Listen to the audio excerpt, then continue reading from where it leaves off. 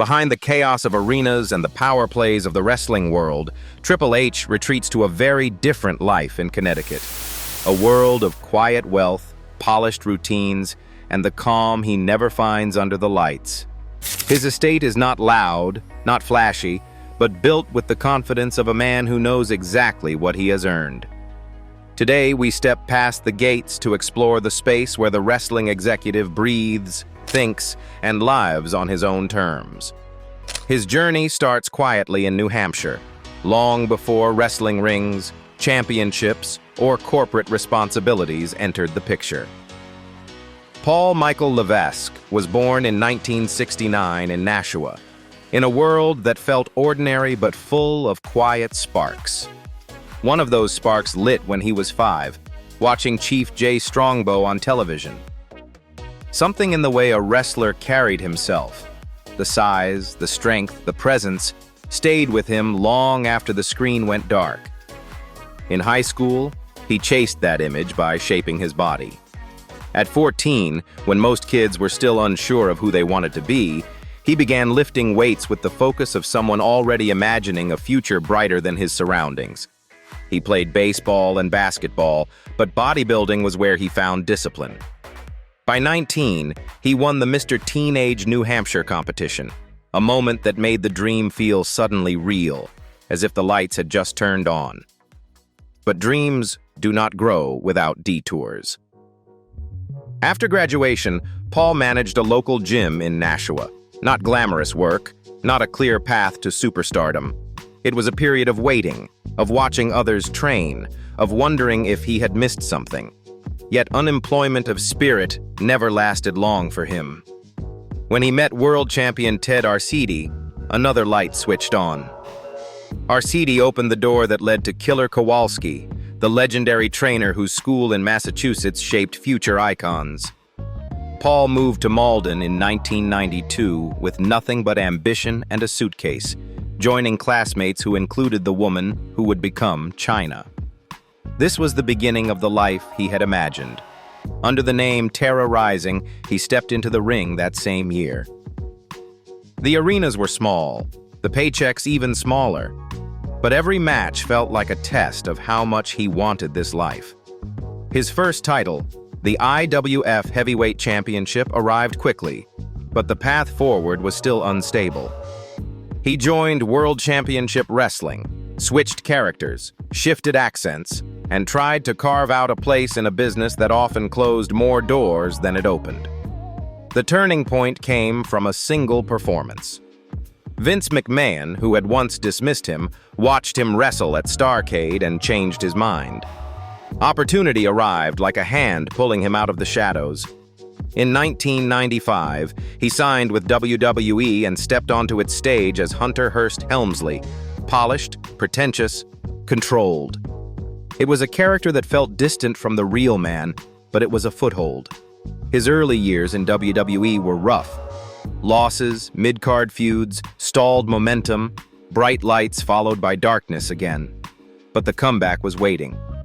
In 1997, he won King of the Ring. That same year, he helped create D-Generation X with Shawn Michaels, Chyna, and Rick Rude, a rebellious force that shattered rules and fueled the Attitude Era. The name Hunter Hearst Helmsley began to fade. Triple H emerged, sharper, louder, more defined. By 2000, he called himself The Game, and the nickname fit. He became the cerebral strategist, the powerhouse who headlined WrestleMania after WrestleMania, the man whose presence could carry a pay-per-view. His rise also carried a cost. In 2001, a torn quadriceps nearly ended his career. For 8 long months, he lived in the quiet fear of not returning, of losing everything he had built. But his comeback in Madison Square Garden in 2002 became one of wrestling's defining moments. A roar of survival, a reminder that he was never built to stop halfway. Championships followed, rivalries became legendary, and his leadership deepened. Evolution formed in 2003 and became the blueprint for the next generation. Yet criticism shadowed him. Whispers of favoritism, of power, of being too close to the McMahon family. Over time, those whispers faded into something more substantial. Respect for his vision, his work ethic, his understanding of the business. The story shifted again in 2021 when heart failure forced him into retirement. A machine was implanted in his chest. The man who once tore muscles and fought through pain now faced a different kind of fragility. But like every chapter before, the darkness led to a new light. He stepped into a role behind the curtain, shaping WWE's future with a calm, strategic eye. As Chief Content Officer, he became the architect of what millions watch today. Triple H's career became a steady climb built on discipline, resilience, and constant reinvention. From wrestler to executive, he turned every setback into momentum. And even after retiring, his influence only expanded. His legacy now lives not in the titles he won, but in the industry he continues to shape. And next, we explore the Connecticut estate, the place where Triple H now grounds both his life and his work. Connecticut estate, where strength meets stillness. Hidden deep within the quiet green folds of Connecticut, Triple H's 9.5-acre Georgian colonial estate unfolds like a private world of its own. Elegant, secluded, and built for a life where family and calm moments matter as much as legacy. This is a home with history, originally designed in 1937 by Philadelphia architect Julian A. Fay, later restored and expanded by acclaimed architect Louise Brooks, blending classic East Coast charm with modern living. Stepping through the front door, the foyer immediately sets the tone. Bright, calm, and refined. Cream-colored walls, detailed molding, and a curved staircase create a sense of welcome. Light from the backyard pours in, making the space feel even larger. To the side, the formal living room unfolds in soft neutrals, pale armchairs, a long sofa, a dark fireplace, and modern artwork that gives the room a quiet sophistication. It is the kind of space where evenings slow down, where conversations and calm moments naturally settle. The dining room continues that elegance with pale blue walls, a round wood table, and plush navy chairs. Large windows look out over the garden, filling the room with soft daylight. Just beyond it, the main kitchen opens in a clean sweep of white. Wide marble counters, glass front cabinets, a large island lined with acrylic stools, and warm wood floors that soften the brightness into something calm and lived in. The heart of the home's daily warmth lies in the family spaces. The main den features vaulted white ceilings, a huge sectional patterned curtains, and a layout that feels open and lived in. Close by, the library takes a different tone. Smoky blue built-ins, curated shelves, and a soft armchair beside the window. It is a room made for quiet thinking, late-night reading, or planning the next day. Upstairs, the primary bedroom feels like a cloud. Soft gray, light drapes, a tall upholstered bed, and doors opening to a balcony overlooking the lawn. The walk-in closet is its own world, completely white, with an island in the center, custom shelves, and gentle light washing over rows of shoes and neatly arranged clothes. Beyond the main house, the estate becomes even more impressive. The field house rises with modern barn architecture. Massive windows, exposed beams, and open spaces flooded with light. Inside is a full entertainment hub, a lounge area, a long bar, and striking artwork. A pair of regulation bowling lanes stretch along one side, complete with bright screens and polished wood floors, creating a space where family and friends spend entire evenings. Around the corner, a glass-walled indoor court combines basketball and squash, bright, polished, and built for movement. Steps away, another large room opens into a high-ceiling recreation area with table tennis, deep sofas, and walls of glass that frame the lawn outside. The whole structure feels like a modern retreat, separate yet connected to the main house. Outdoors, the pool area looks almost like a private resort. A classic rectangular swimming pool sits in the center, lined with sun loungers and shaded umbrellas, surrounded by perfectly trimmed hedges and soft garden paths. In another wing of the estate, an indoor pool offers year-round swimming in a serene, spa-like setting. White walls, black-framed windows, and greenery adding warmth. From above, the estate spreads out like a private park. The main house at the center, the field house on one side, the pool tucked behind sculpted hedges, and wide lawns rolling gently in every direction. For Triple H, this estate is not just a home, but a retreat. A place where long days settle into quiet evenings, where family life takes center stage, and where the world finally feels still. It is here, surrounded by space and silence, that he regains his balance and reconnects with the life beyond the noise. Long before the calm of Connecticut, Triple H grew up in a modest New Hampshire home, a simple place that still quietly grounds him today. House in New Hampshire. Triple H's childhood home in New Hampshire, now renovated, carries the charm of a classic colonial residence measuring about 3,400 square feet. The front yard is wrapped in trees, leading to white siding, a gray shingled roof, divided light windows, and a small porch. All the familiar details of a house that witnessed the earliest years of Paul Levesque's life. The stone-lined driveway curves gently toward the entrance, creating the feeling of a quiet, grounded childhood. Modest, steady, and rich with small memories. Opening the white front door, the foyer appears with bright wood floors and a soft, graceful staircase that curves up to the second level. It feels like a scene from a 1970s family film. The kind of home built with care, meant to last, meant to hold stories. The living room is wide and warm, with yellow walls, aged hardwood floors, and deep purple sofas anchoring the space. 3 large windows bring in daylight, and built-in shelves stretch beneath them like a small family library. This was where the Levesque family spent their evenings, and most likely the room where young Paul watched his earliest wrestling matches, the spark that later changed his life.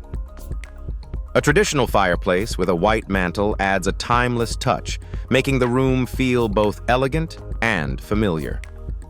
Connected to it is a sunroom glowing with natural light. Soft blue armchairs, a patterned rug, and walls lined with tall windows create a peaceful corner for reading or resting. It is the type of New England room designed to hold on to every bit of brightness during long winters, a gentle space that feels like a pause between seasons. The kitchen keeps its classic, practical charm. Dark wood cabinets, laminate countertops, and vintage appliances arranged in a way that feels unchanged for decades. A true family kitchen, functional and unpretentious. The formal dining room feels more polished, with cream-colored walls, an arched cabinet in the corner, and a long wooden table beneath a soft chandelier. Upstairs, the 4 bedrooms each have their own style, showing how differently every room was arranged for the children. One is green and simple, another uses warm brown tones with a reading corner, and the others are softer spaces filled with books and light colors. Together, they reflect how each room was decorated in its own way. The bathroom keeps its vintage character: white tile, soft blue walls, a mosaic-framed mirror, and an old-style bathtub. It is one of the spaces that holds on to its original charm most faithfully. Behind the house, a wide green yard and a raised wooden porch overlook the trees. This is where the family likely spent warm summer afternoons, and where young Paul may have played, trained, beginnings that quietly supported the path he would follow. The entire home, from its design to its atmosphere, reflects the early foundation of a future wrestling legend, peaceful, modest, and deeply grounded. It is a place where values were shaped, where discipline quietly grew, and where young Paul first started to understand the person he might become. Every corner holds a piece of his childhood, preserving the moments that built the strength he carried into later life. And now, we continue to explore the vehicles that accompanied him through important milestones in his life and career. Car collection. The black Land Rover Range Rover, is the one most people recognize, the same one he often arrives in when cameras are waiting outside arenas. He bought it during a period when travel schedules were heavy and he needed something solid, quiet, and protective. Stephanie was with him the day they picked it up, both laughing as they adjusted the seats and loaded their bags for the long drive back to Connecticut. Today, he uses it for business trips, school runs, and late-night drives home after major shows. With its spacious cabin, advanced tech, and a market value around $120,000, it has become his dependable, quietly powerful companion. And next is the Cadillac Escalade, a choice shaped by his family's needs. He bought it after a long summer trip with Stephanie and the girls, realizing they needed something larger, a vehicle that made every journey feel effortless. The Escalade delivered exactly that: wide seats, soft lighting, and a calm atmosphere the moment the doors closed. Inside, the cabin feels like a moving lounge, with plush leather seats, deep rows of space, and warm ambient lighting that makes long rides feel easy and comfortable. Today, the car is valued at around $90,000, and it is the one he uses for family weekends, airport pickups, and quiet drives when he wants the day to unfold at a slower pace. Each car carries a small piece of his world today: work, family, quiet moments on the road. Let's continue with the story behind these choices, the earnings and long-term wealth he has built over the years. Income and net worth. Triple H's wealth today looks nothing like where he started. From tiny paychecks in small arenas to a combined net worth of $250 million, his financial journey mirrors his rise in wrestling: slow, disciplined, and built through years of work both in the ring and behind the scenes. The turning point came when he stepped from the ring into the boardroom. In 2013, the year he officially became Executive Vice President of Talent, Live Events, and Creative, Triple H earned $1,500,000 from a mix of wrestling and backstage responsibilities. It was not just a promotion. It marked the beginning of a new financial chapter where influence, not physical force, became the core of his value. As WWE expanded, so did his role. In recent years, his annual salary reached $2,800,000, reflecting the weight of overseeing talent development, global live shows, and the creative direction of WWE programming. A large part of Triple H's wealth comes from owning WWE stock. He holds several $1 million worth of shares, which gives him steady, long-term security. But the real financial power comes from Stephanie McMahon. When WWE was sold to WME, she owned 2,500,000 shares, and over the years, their value shifted between $40 million and $225 million, rising and falling with the company her family built. And when the sale was completed at $106 per share, Stephanie's stake alone became worth $265 million. That single figure reshaped their entire financial life, explaining the estates they own, the private travel they can afford, and the freedom they have to invest and plan far beyond the wrestling business. These numbers show a financial success built slowly, strategically, and with a long view in mind. Triple H's wealth is not just the result of fame, but of decisions that gave him and his family stability, influence, and the freedom to shape their own future.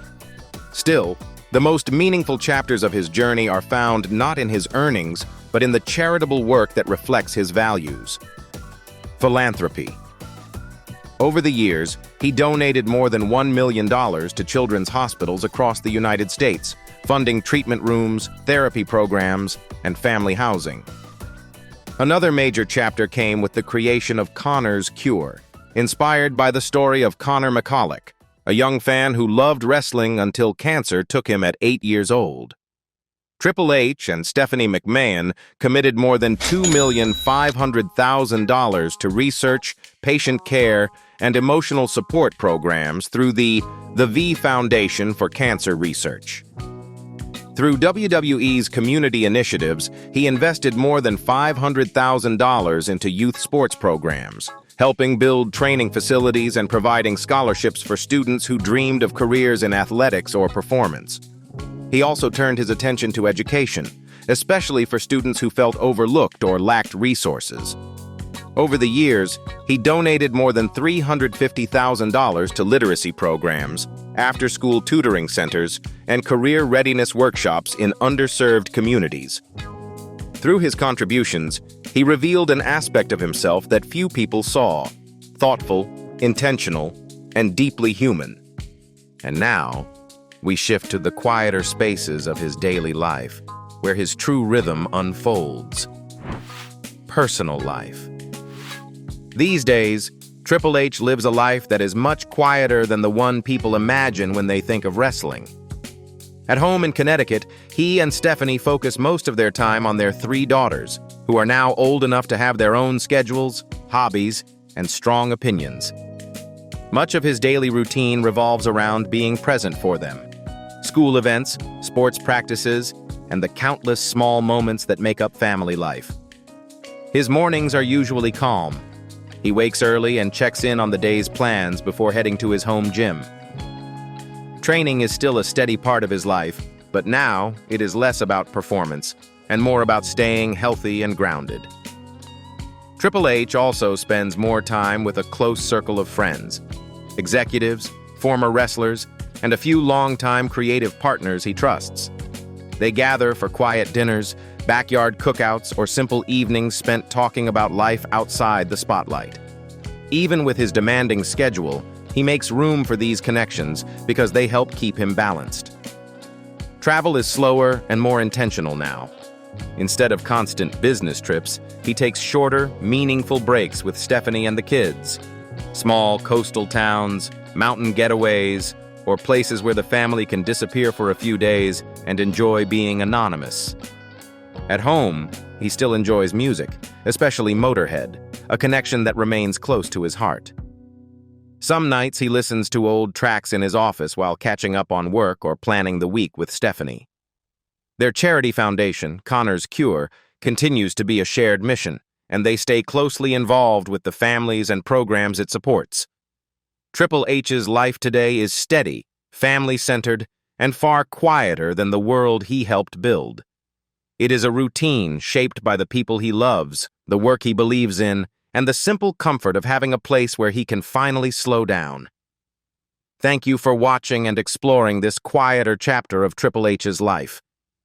If his story of balance and family connected with you, remember to like the video and share your thoughts below. And for more lifestyle journeys like this, make sure to subscribe. There are many stories still waiting for you.